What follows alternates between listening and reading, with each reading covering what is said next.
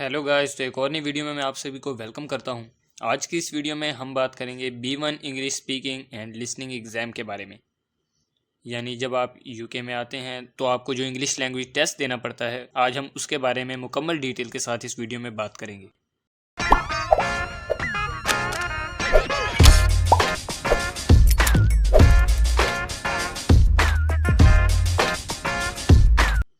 लेकिन इससे पहले कि हम वीडियो स्टार्ट करें, अगर आपने हमारा चैनल अभी तक सब्सक्राइब नहीं किया तो इसे अभी सब्सक्राइब करें और साथ में बेल आइकन भी ज़रूर दबाएं ताकि आपको हमारी आने वाली तमाम वीडियोज़ की अपडेट मिल सके। अब चलिए वीडियो स्टार्ट करते हैं।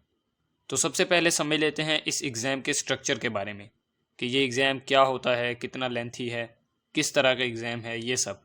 तो सबसे पहले नंबर पर ये it is a 10 minute speaking and listening exam for those who want to apply for ILR और नेचुरलाइजेशन या सिटीज़नशिप। ये एक 10 मिनट का स्पीकिंग और लिसनिंग एग्ज़ाम है।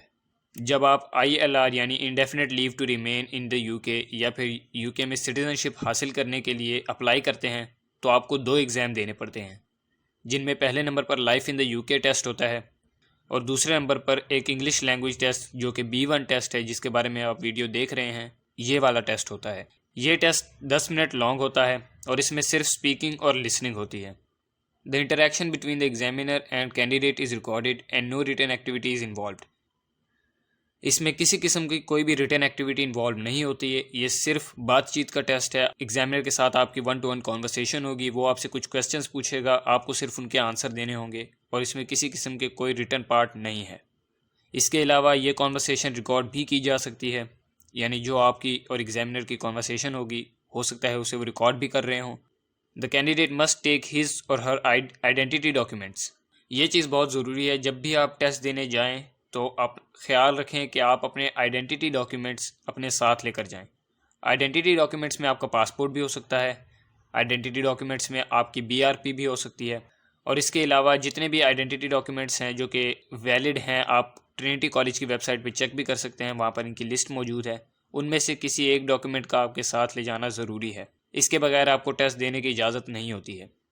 और आखिर में है there are 2 parts of the exam. इस एग्ज़ाम के 2 पार्ट्स होते हैं जिनको हम आगे चल के डिटेल से डिस्कस करेंगे। पार्ट वन में सबसे पहले the examiner will ask you questions about the topic that you have already prepared. यानी आपने जो टॉपिक फॉर्म तैयार किया होगा और जिस पे आपने टॉपिक्स वगैरह लिखे होंगे, उस टॉपिक के बारे में एग्जामिनर आपसे कुछ क्वेश्चंस करेगा। ये पहला पार्ट तकरीबन 5 मिनट का होगा, जिसमें एग्जामिनर सिर्फ उस टॉपिक फॉर्म वाले टॉपिक से ही क्वेश्चन करेगा और आपको उनके आंसर देने होंगे, जो भी आंसर्स आपने प्रिपेयर किए होंगे। The candidate is also required to ask examiner at least 1 question. ये बात भी ज़रूरी है कि आप भी एग्जामिनर से कोई एक क्वेश्चन ज़रूर पूछें। आप क्वेश्चन एग्ज़ाम के स्टार्ट में भी पूछ सकते हैं, एग्ज़ाम के मिडल में भी पूछ सकते हैं और एग्ज़ाम के आखिर में भी। इससे कोई फ़र्क नहीं पड़ता, लेकिन आपने कम अज़ कम एक क्वेश्चन ज़रूर पूछना है। The candidate is required to use the language at grade 5 level to pass the exam. ये चीज़ भी ज़रूरी है। आपने इस बात का ख्याल रखना है कि इस एग्ज़ाम की कॉन्वर्सेशन में आपने कम अज़ कम ग्रेड 5 लेवल की लैंग्वेज इस्तेमाल करनी है। अब उस लैंग्वेज के फ़ीचर्स क्या हैं, वो लैंग्वेज क्या है, वो हम आगे चल के मुकम्मल डिटेल से डिस्कस करेंगे, तो अभी आप उसकी टेंशन मत लें। लेकिन ख्याल रखना है कि आपने ग्रेड 5 लेवल की लैंग्वेज इस्तेमाल लाजमी करनी है। The examiner will also ask questions eight grade 5 level and initiate the conversation. जो भी आपका एग्जामिनर होगा या होगी, वो भी आपसे ग्रेड 5 लेवल की इंग्लिश में ही बात करेगा और कॉन्वर्सेशन का आगाज़ भी एग्जामिनर खुद करेगा, यानी पहला क्वेश्चन वो आपसे पूछेगा। कॉन्वर्सेशन शुड बी नेचुरल, यानी आप जो भी बातचीत करें वो नेचुरल महसूस होनी चाहिए। ऐसा ना लगे कि आपने कोई किसी चीज़ को रट्टा लगाया हुआ है और आप बस वही फर बोले जा रहे हैं, बल्कि आपने बात को समझना है और समझकर आराम से नेचुरल तरीके से उसका जवाब देना है। अगर आप रट्टा लगाई हुई चीज़ को फर बोलते जाएंगे तो एग्जामिनर पर बैड इंप्रेशन पड़ता है। वो सोचेगा कि इसे क्वेश्चन की कोई अंडरस्टैंडिंग नहीं है, इसने बस कुछ चीज़ें याद की हुई हैं जिन्हें ये बोले जा रहा है। तो आपने इस तरह नहीं करना है, आपने इस चीज़ से बचना है और नेचुरल तरीके से कॉन्वर्सेशन में जवाब देना है। अगर आपने चीज़ें याद की भी हुई हैं तो उन्हें भी आपने एक नेचुरल लैंग्वेज में कन्वे करना है। We will talk about the language at grade 5 level. हम आगे चल के ग्रेड 5 लेवल की लैंग्वेज के बारे में भी बात करेंगे कि ये लैंग्वेज क्या है और किस तरह आपने इस्तेमाल करनी है। मैं आपको कुछ एग्जाम्पल्स भी दूंगा। पार्ट 1 कंप्लीट होने के बाद आएगा पार्ट 2। पार्ट 2 में the examiner will choose any 2 topics from the range of topics for the conversation. The candidate does not know which topics will the examiner choose. अब पार्ट 1 में तो वो टॉपिक जो कि आपने टॉपिक फॉर्म में prepare किया होता है उसके मुतालिक एग्जामिनर आपसे क्वेश्चंस पूछता है। लेकिन पार्ट 2 में ऐसा नहीं होता है। पार्ट 2 में एग्जामिनर खुद से, एग्जामिनर के पास जो 6 टॉपिक्स होते हैं उनमें से कोई 2 टॉपिक्स चूज़ करेगा, लेकिन आपको ये बात मालूम नहीं है कि वो कौन से 2 टॉपिक्स हैं, इसीलिए आप सारे 6 के 6 टॉपिक्स ही प्रिपेयर करेंगे ताकि आपको किसी किस्म का कोई मसला ना रहे और आप तमाम टॉपिक्स के क्वेश्चंस आंसर कर सकें। एग्जामिनर उनमें से किसी 2 टॉपिक्स के मुतालिक आपसे क्वेश्चन पूछेगा और आपको सिंपली उनके आंसर करने होंगे। Examiner will ask you some questions, but remember he और she will not test your knowledge in the subject under discussion, it is the language that will be tested. Examiner आपसे उन topics के बारे में कुछ question ज़रूर करेगा, लेकिन आपने इस बात का ख्याल रखना है कि एग्जामिनर उस सब्जेक्ट के बारे में आपके नॉलेज का टेस्ट नहीं ले रहा, बल्कि ये आपकी लैंग्वेज का टेस्ट है। यानी अगर आप किसी चीज़ का गलत जवाब भी दे देते हैं तो इससे कोई मसला नहीं है जब तक आपकी लैंग्वेज करेक्ट हो, मतलब आपने जो सेंटेंस बोला हो वो ग्रामेटिकली करेक्ट हो, तो इससे कोई फ़र्क नहीं पड़ता अगर आपने क्वेश्चन का आंसर ज़रा सा गलत भी दे दिया हो।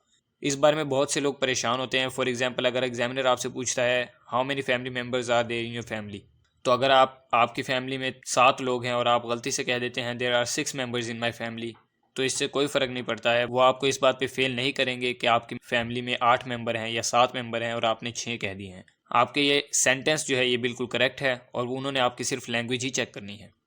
It is very important to use the language at grade 5 level. जैसा कि मैंने पहले कहा, आपने इस बात का ख़ास ख्याल रखना है कि आप ग्रेड 5 लेवल की इंग्लिश लैंग्वेज इस्तेमाल करें, क्योंकि ये बहुत ही ज़रूरी है और एग्जामिनर भी ग्रेड 5 लेवल में ही आपसे बात करेगा। The candidate is required to ask the examiner at least one question about the subject under discussion. Part 1 की तरह पार्ट 2 में भी आपने एग्जामिनर से कम एक क्वेश्चन ज़रूर पूछना है उसी सब्जेक्ट के बारे में जिसकी बात हो रही होगी।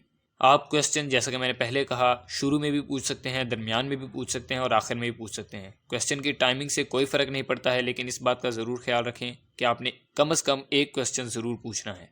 अब क्वेश्चन पूछने से आपको फ़ायदा क्या होगा? फ़ायदा ये होगा कि जब आप क्वेश्चन पूछेंगे तो एग्जामिनर आंसर करेगा, जिसकी वजह से टाइम चलेगा। जब टाइम चलेगा तो जो 10 मिनट का एग्ज़ाम है उसमें आपको थोड़ा कम बोलना पड़ेगा और आपके गलती के चांसेस कम हो जाएंगे, जिससे आपको एग्ज़ाम पास करने में आसानी होगी। Your responses should be natural. आप जो भी जवाब दें वो नेचुरल तरीके से दें।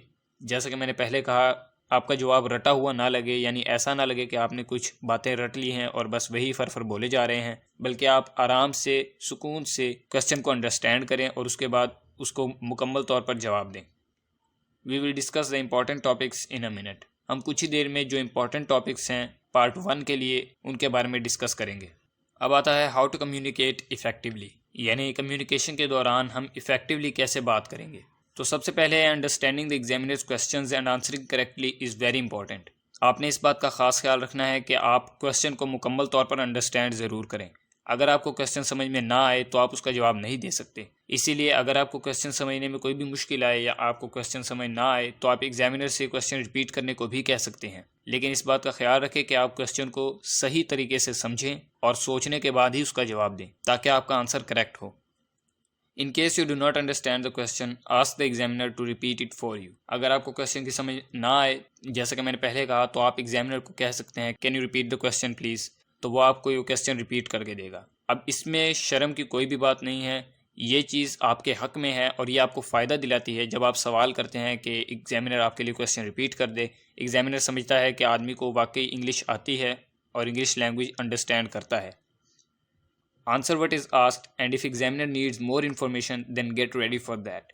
आपने सिर्फ इतना ही जवाब देना है जितना आपसे सवाल किया जाए। मुकम्मल डिटेल डिस्कस करना ज़रूरी नहीं है। बिला वजह डिटेल्स में जाने से आपके गलती के चांसेस बढ़ जाते हैं। जितना छोटा जवाब देंगे उतना ही आपके लिए बेहतर है, लेकिन कोशिश करें उतना ही जवाब दें जितना आपसे क्वेश्चन पूछा जाएगा। अगर एग्जामिनर को उसके बारे में और डिटेल्स जाननी होंगी तो वो आपसे दोबारा क्वेश्चन करेगा, जिसके लिए आपको तैयार रहना होगा और आपको उसके लिए सोचने का मौका भी मिल जाएगा। You must ask the examiner some questions and speak naturally.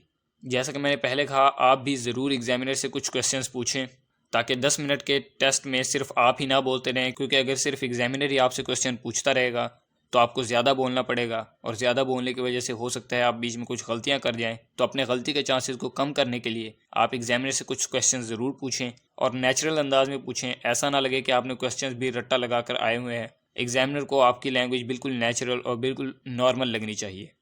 You must use the language at grade 5 level. जैसे कि मैंने पहले 2 बार कहा है, आपको लैंग्वेज ग्रेड 5 लेवल की ही यूज़ करनी है। इस बात का ज़रूर ख्याल रखें क्योंकि एग्जामिनर भी ग्रेड 5 लेवल की लैंग्वेज यूज़ करेगा और ये टेस्ट है ही इस बारे में कि आपको ग्रेड 5 लेवल लैंग्वेज आती है या नहीं।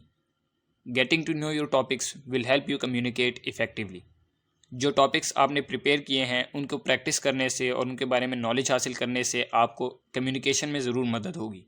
अगर आपके पास कोई दोस्त हो या कोई घर वाला हो तो आप उसके साथ क्वेश्चंस की प्रैक्टिस भी कर सकते हैं, और अगर कोई घर में ना हो, आप अकेले हैं, तो आप मिरर के सामने यानी शीशे के सामने बैठकर भी कन्वर्सेशन कर सकते हैं। ये मैं आपको बता दूं कि शीशे के सामने बैठकर कन्वर्सेशन करने से कॉन्फिडेंस लेवल राइज होता है, इसीलिए आप प्रैक्टिस ज़रूर करें, चाहे किसी दूसरे शख्स के साथ या शीशे के सामने अपने आप के साथ।